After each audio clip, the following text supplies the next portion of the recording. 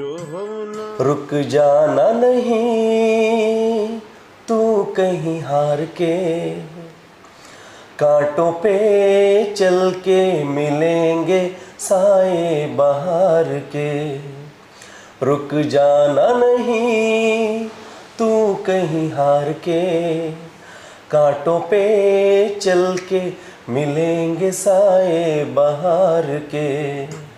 मध्य प्रदेश और राज्य के बाहर के मेडिकल कॉलेजों, नर्सिंग और फार्मा संस्थानों ने श्री हेमंत सर के पढ़ाए हुए बायोलॉजी कंसेप्ट के छात्र आज इनके संस्थान का नाम ऊंचा किए हुए हैं। गोहद जिला भिंड में श्री कैलाश नारायण गौतम जी के परिवार में जन्मे हेमंत सर विगत 12 वर्षों से छात्रों की प्रतिभा को तराशने का कार्य कर रहे हैं। इनके पढ़ाए कई छात्र 100% का जादुई आंकड़ा भी छू चुके हैं। अपने पिताजी को रोल मॉडल मानने वाले हेमंत सर को मानवीय गुणों के संस्कार बचपन में ही मिल गए थे। कड़े संघर्ष से सफलता का स्वाद चखने वाले हेमंत सर छात्रों से भी कठिन परिश्रम कराते हैं और उन्हें अपने अत्यंत निकट मानते हुए छात्रों के उज्जवल कैरियर के लिए सदैव कर्तव्यरत रहते हैं। सक्सेस स्टोरी के आज के इस एपिसोड में आप अपने व्यक्तित्व और कृतित्व के बारे में छात्रों को अमूल्य मार्गदर्शन देते हुए नजर आएंगे। इनसे चर्चा कर रही हैं हमारी प्रस्तोता। नमस्ते जी। नमस्ते। नमस्ते सर, मैं आपसे कुछ सवाल करना चाहूँगी। सर, सबसे पहले आप मुझे बताएं कि आपके जो टीचिंग प्रोफेशन की शुरुआत कब और कैसे हुई? मैम, मेरी टीचिंग प्रोफेशन की शुरुआत जो थी वो हुई थी 2009 में, और प्रॉपर वे में कहें तो 2010 में आया, क्योंकि शौकिया तौर पर पहले पढ़ाना स्टार्ट किया था हमने। लेकिन जैसे ही जो है फर्स्ट ईयर में ही अच्छा रिस्पांस मिला, फिर मैंने सोच लिया कि मुझे अब इसी फील्ड में अपना करियर बनाना है। Thank you sir. जी सर, आपके इंस्टीट्यूट में आप सर कौन सी क्लासेस को पढ़ाते हैं बायोलॉजी? हम हमारे इंस्टीट्यूट में 11th 12th बेसिक एकेडमिक्स वो पढ़ाते हैं, और बेसिक के साथ साथ हम कॉम्पिटिटिव टच से पढ़ाते हैं बच्चों को, जिससे नीट का जो फाउंडेशन है वो बच्चा 11th से ही प्रिपेयर करके चले, क्योंकि नीट में 11th का जो सिलेबस होता है उसका वेटेज ऑलमोस्ट आप मान के चलिए 60% है, बाकी रिमेनिंग 40% आता है 12th के सिलेबस से। तो हम पूरी कोशिश करते हैं कि जो बच्चा हमारे इंस्टीट्यूट में पढ़ रहा है वो एक बार में नीट क्वालिफाई कर सके। सर, 12th के साथ ही वो नीट क्वालिफाई कर सके? जी। तो सर, आपके इंस्टीट्यूट में जो 11 12 के साथ साथ जो कंपटीशन का जो कंटेंट होता है वो आप अलग अलग रखते हैं कि सेम पढ़ाते हैं? देखिए, एकेडमिक के साथ साथ जो भी कुछ पॉसिबल हो सकता है कॉम्पिटिटिव, वो सारी चीज़ें हम साथ में ही कवर करते हुए चलते हैं। होता ये है कि साथ में जब बच्चा पढ़ेगा उस कॉम्पिटिटिव चीज़ों को और फिर नीट के क्वेश्चन लगाएगा, तो वो नीट के क्वेश्चन उसके चैप्टर बाई चैप्टर जो हैं वो पूरे होते जाते हैं। अच्छा जी। सर, आप ही कंपटीशन की प्रिपरेशन कराते हैं? हाँ जी। जी। हेमंत सर, आपके अकॉर्डिंग प्रत्येक छात्र को अभी कोचिंग इंस्टीट्यूट की क्यों ज़रूरत है या आवश्यकता है? देखिए मैम, कारण ये है कि प्रतियोगी परीक्षा का युग है ना, सारे एग्ज़ाम कॉम्पिटिटिव हैं जी। जितनी सीट्स हैं उससे लाख गुना ज़्यादा लोग जो है क्या फॉर्म भरने वाले लोग हैं। तो जब इतना कंपटीशन है तो जाहिर सी बात है कि गला काट प्रतिस्पर्धा चल रही है। उस कंडीशन में जब तक हम कोचिंग नहीं करेंगे तब तक हम जो है क्या सफल नहीं हो पाएंगे। तो एक नॉर्मल पढ़ना और उसको एक एक्स्ट्रा ऑर्डिनरी वे में तैयारी करना, दोनों अलग अलग बातें हैं। तो पढ़ के डिग्री तैयार कर लेना इट्स अनदर थिंग, बट अगर कोई कॉम्पिटिटिव एग्ज़ाम की सही से तैयारी करता है और बाकी लोगों से आगे निकलता है तो जाहिर सी बात है वो अपनी लाइफ सिक्योर कर रहा है कहीं ना कहीं। यस। हेमंत सर, आपको ऐसा क्यों लगता है कि आज के टाइम पे सारे बच्चों को सारे नहीं, मैक्सिमम बच्चों को कोचिंग की क्यों आवश्यकता है? एक्चुअल में मैम है क्या कि सीट्स लिमिटेड है, लिमिटेड सीट्स हैं तो जाहिर सी बात है कंपटीशन भी बहुत ज़्यादा है। अगर हम एक एवरेज पढ़ाई पढ़ते हैं तो उस कंडीशन में जो है क्या हमें लक्ष्य पाना बड़ा कठिन हो जाएगा। समय भी कम रहता है, कई एग्ज़ाम ऐसे हैं जिनमें 2 या 3 अटैम्प्ट ही होते हैं। तो इस वजह से कोचिंग में हम अपनी तैयारी को परफेक्शन दे सकते हैं। जैसे कोयला तो कोयला रहता ही है, लेकिन कोचिंग करके हम उस कंडीशन में जा सकते हैं कि उसको तराशा जा सके और वो डायमंड में कन्वर्ट हो जाए। तो इसलिए कोचिंग ज़रूरी है आजकल। सर, ऐसा कहा जाता है कि बायोलॉजी एक बहुत कठिन सब्जेक्ट है और जो कि है, सर आप इसको सरलता से अपनी क्लास में कैसे पढ़ाते हैं? एक्चुअल में क्या है कि ज़्यादातर लोगों को लगता है कि बायोलॉजी लिखाने वाला सब्जेक्ट है, लोग लिखाते हैं और पूरा ब्रह्मास्त्र पढ़ा देते हैं, लेकिन मुझे लगता है अपने बिहाफ पे कि बायोलॉजी सिखाने वाला सब्जेक्ट है। और बायोलॉजी क्या है, लाइफ से रिलेटेड है, प्लांट के बारे में, एनिमल्स के बारे में, हमारी खुद ह्यूमन बॉडी के बारे में हमें बताना होता है, तो ये कोरिलेट करना बड़ा ईजी रहता है। और बिकॉज ज़्यादातर बच्चे जो है क्या, जो मेडिकल फील्ड में जाते हैं, वो कहीं ना कहीं जो है क्या नेचर से जुड़े ही होते हैं, उनका एक पर्सनल इंटरेस्ट रहता है। तो मेरे लिए बायोलॉजी पढ़ाना एक तरीके से जो है क्या बहुत अलग है। वो अलग इसलिए भी है क्योंकि मैं खुद इसी फील्ड से मैंने जो है पीजी किया है हॉस्पिटल एडमिनिस्ट्रेशन से। तो मैं बच्चों को बहुत अच्छे तरीके से हॉस्पिटल में जो मैंने ट्रेनिंग भी की है, हम उनको जो है क्या बजाय वर्चुअल पढ़ाने के वो सारी चीज़ें ऐसे बता सकते हैं जो हमने एक्सपेरिमेंट के तौर पर हमने हॉस्पिटल में की हैं वो सारी चीज़ें। सर आपकी कोचिंग में जो कंपटीशन की तैयारी है या कंपटीशन का कंटेंट है वो आप अलग से पढ़ाते हैं? कंपटीशन का कंटेंट जो भी होता है हम बेसिक्स में बच्चों को कोशिश करते हैं कि 11th का पोर्शन जो है 11th में कवर करा दिया जाए, 12th का पोर्शन 12th में कवर करा दिया जाए, और हम एकेडमिक के साथ साथ ही कॉम्पिटिटिव मटेरियल जो भी होता है बच्चे को साथ में पढ़ाते हुए चलते हैं। अच्छा सर, जैसा कि हम समझ पा रहे हैं कि आपका काफ़ी बिजी शेड्यूल रहता होगा, इतने सारे बच्चों का आप पढ़ाते हैं, तो आप इतने बिजी शेड्यूल में आप अपने फैमिली को कैसे मैनेज करते हैं? टीचरों के साथ सबसे बड़ी मुश्किल है कि फैमिली को टाइम दे पाना।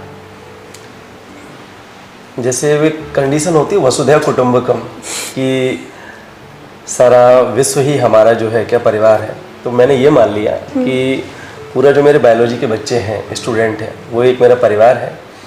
तो उनको समय देता हूँ और उसके बाद फिर जो समय बचता है वो मेरे फिर परिवार के लिए, लेकिन मेरी पहली प्राथमिकता है मेरे स्टूडेंट्स और उनका परिणाम और उनका रिजल्ट। सर आपके जो इतने साल का जो कोचिंग एक्सपीरियंस है, तो उसमें सर बहुत सारी फ़नी स्टोरीज या बहुत कुछ एक्सपीरियंस आपने कुछ देखे होंगे, तो कुछ आप हमको ऐसा कुछ बताना चाहेंगे? फनीएस्ट या फिर कुछ सीरियस? सर फ़नी बताइए सर पहले। फनी तो ऐसा कुछ भी नहीं है, मैं आपको कुछ स्ट्रगल स्टोरी बताता हूँ। हाँ श्योर है ना। जैसे 2019 में जस्ट बिफोर कोरोना एक मेरा स्टूडेंट था सौरभ चौरसिया, काफ़ी स्ट्रगलिंग कंडीशन थी उसकी, मम्मी पापा बहुत ज़्यादा जो है क्या फाइनेंशियली साउंड नहीं थे। उस बच्चे ने मेरे यहाँ 2019 में बायोलॉजी में 100 आउट ऑफ 100 मार्क्स लेके आए वो। After that with in 1 year उसने कोरोना के टाइम पे घर पे रह के तैयारी की, कुछ टीचरों से भी मार्गदर्शन लिया। उसके बाद फिर जो है विद इन 1 ईयर वो बालक जो है क्या सिलेक्ट हो गया और वो GRMC में है अभी, और उसकी इस बार 3rd ईयर है सर। तो कहने का सेंस ये है कि प्रतिभा जो होती है वो परिस्थितियों की मोहताज नहीं है। अगर आप में टैलेंट है और उस टैलेंट को जो है क्या आप अपना जुनून बना लेते हैं, तो जाहिर सी बात है लाइफ में आपको आगे बढ़ने से कोई नहीं रोक सकता। सर बहुत अच्छा लगा सर सुन के। सर पढ़ाने के अलावा सर आपके और भी कोई शौक होंगे, तो सर आप उनके बारे में बताना चाहेंगे? पढ़ाने के अलावा अब जाहिर सी बात है बायोलॉजी का टीचर हूँ तो पेंटिंग भी करता हूँ। काफ़ी सारे स्कूल टाइम पे जो या कॉलेज टाइम पे ड्राइंग कंपटीशन थे उनमें ऑलमोस्ट जितनी बार भी पार्टिसिपेट किया हर बार विनर रहा हूँ। और शौकिया तौर पर सिंगिंग भी कर लेते हैं थोड़ी बहुत। अरे सर, है ना। और इसके अलावा स्टोरी बुक्स पढ़ना, ये सारी चीज़ें। सर कुछ अगर आप गा के हम लोग को सुनाना चाहें तो थोड़ा बहुत। Kishore Kumar is one of the my favourite singer, जी। काफ़ी ज़्यादा पसंद है मुझे वो। अब उनकी कुछ लाइन है मैं आपको सुनाता हूँ और शायद वो स्टूडेंट्स के लिए भी है ना प्रेरणादायक ही रहेंगे।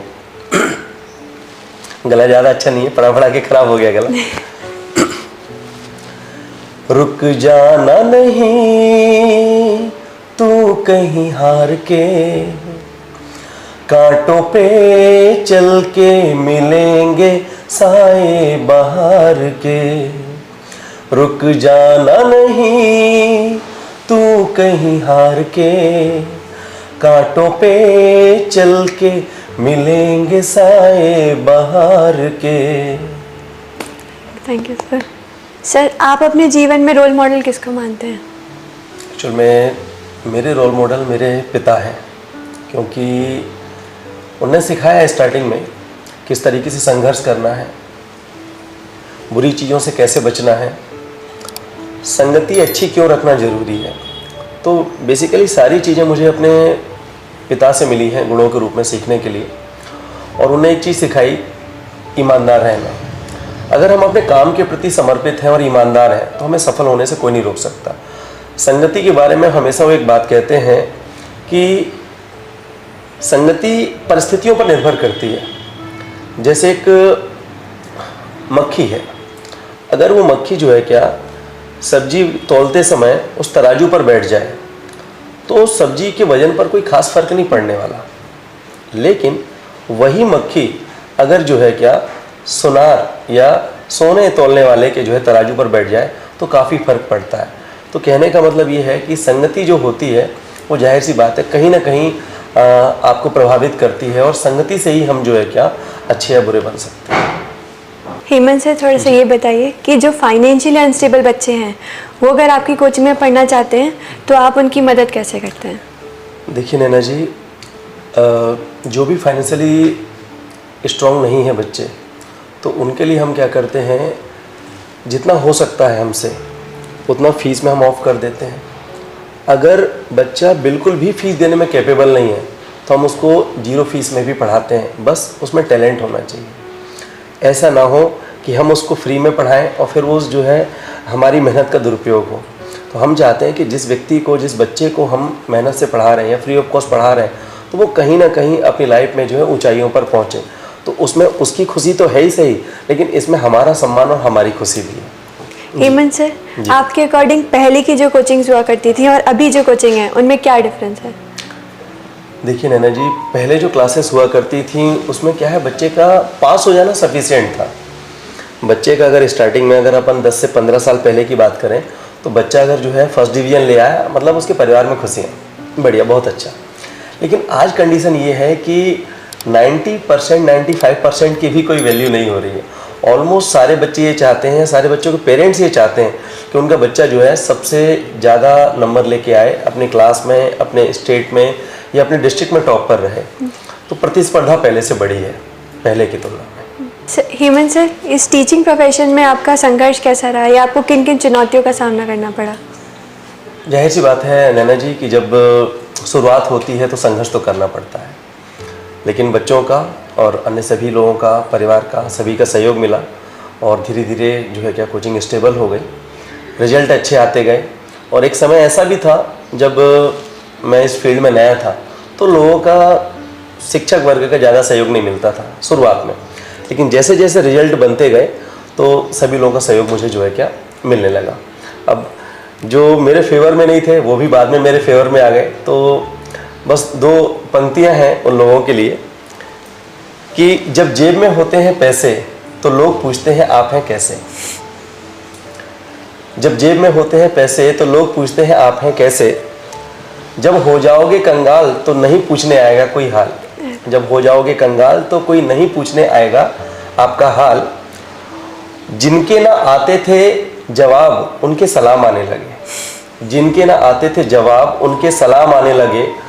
और मेरा वक्त क्या बदला, मेरे नीम के पेड़ पे आम आने लगे। तो बस यही है कि समय बदला। जो एक वक्त पर जो है क्या सपोर्ट नहीं करते थे, धीरे धीरे ईश्वर की कृपा से उनका भी सहयोग मिला और आज हम सभी बहुत अच्छे दोस्त हैं।